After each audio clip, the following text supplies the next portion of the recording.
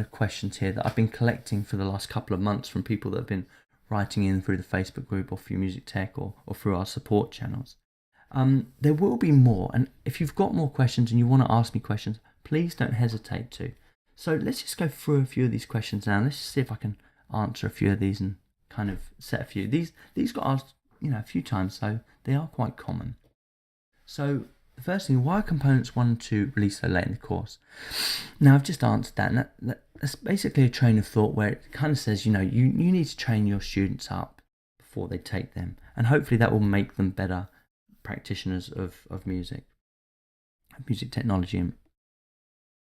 How do we submit component 1 and 2 on the 15th of May? We're still unsure about that, but we do have to keep referring to the administrative support guide, which will be published on the Edexcel Pearson's Music Tech 2017 website. If you just do a search for A-Level Music Tech 2017, that'll take you straight to the page, and that won't be published probably until September, but that does get changed every year.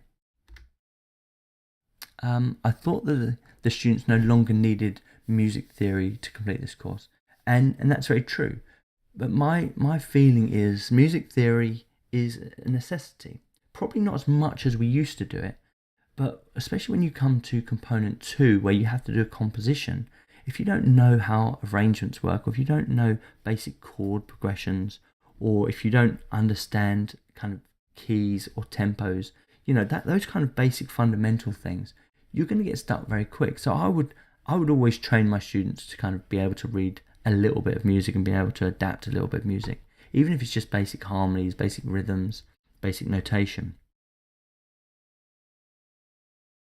How much depth will need to be going to for the history and development of music technology? So they have narrowed this down massively to those 5 questions, looking at things like synthesis, sampling, DAWs, multi-tracking. This is not as big as it used to be. On the website we've got, I think we're close to about 50 questions now that have detailed expressions about how things developed. It's not going to be as deep as that by any means. It will just be about these fundamentals. And remember, it will all be based around songs, especially for the exam. Component 3, all this development will be based around songs. So it'll be more about you recognizing something and being able to write about it in terms of that kind of development. There is obviously the essay question that you will need to think about a bit more deeply about that. This new A-level seems very light. Am I missing something? No, it is 4 components, so 2 coursework components, 2 exam components, 3 areas of study, and 2 logbooks. That's the whole course. It is very light, considering we've come from 8 components where it used to be 6 coursework tasks, 2 exams, 2 logbooks. It's a lot lighter than that.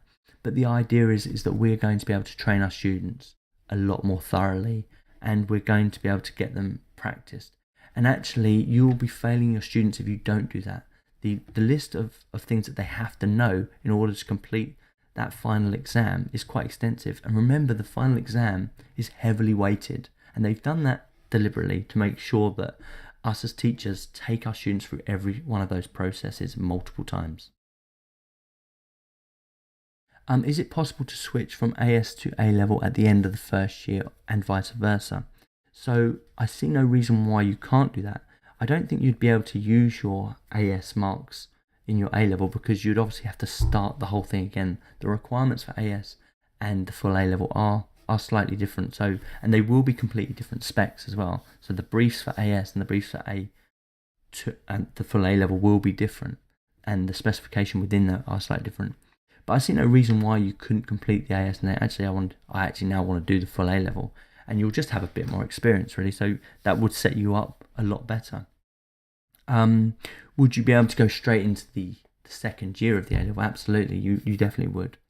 If you were inclined to think that maybe you're not doing so well on the A-level at the first year, you could take that.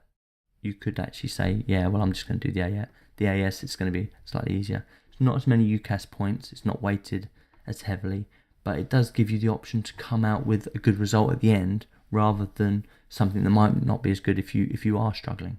But that's a conversation that you should have with your teacher before kind of making that. but I see no reason why you couldn't do that. What about AS or A-level retakes? Is this going to be possible?